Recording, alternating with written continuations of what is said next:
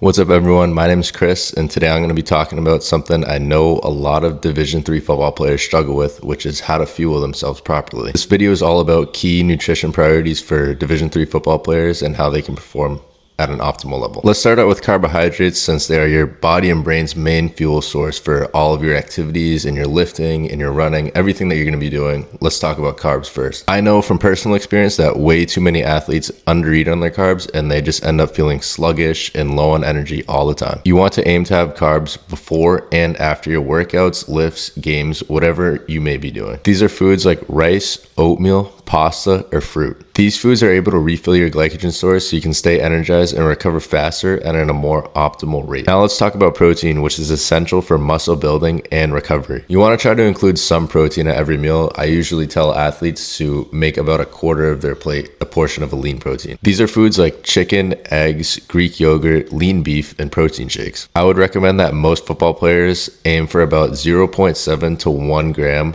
of protein per pound of body weight. Eating this amount of protein daily can support training and muscle growth. Now let's get into hydration. Hydration is huge, but often overlooked. Even mild dehydration of football players can hinder performance and focus on the field. A good general rule of thumb for hydration is to aim for clear or slightly yellow urine throughout the day. Another good rule of thumb I like to tell athletes is to divide your body weight in two and then drink that number in ounces of water per day.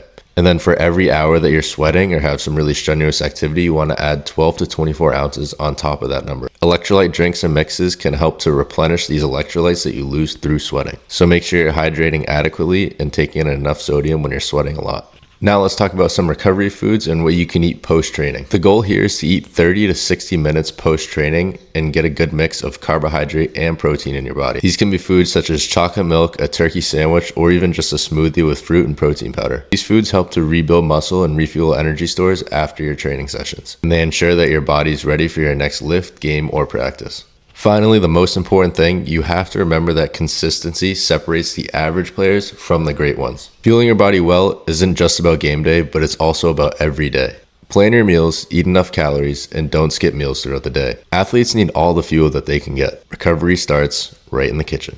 All right, to wrap up, you want to make sure you focus on carbs for fuel, protein for muscle repair, fluids for hydration, and recovery meals to come back even stronger next time. Thank you for watching. I hope this helps you fuel smarter for your next training sessions.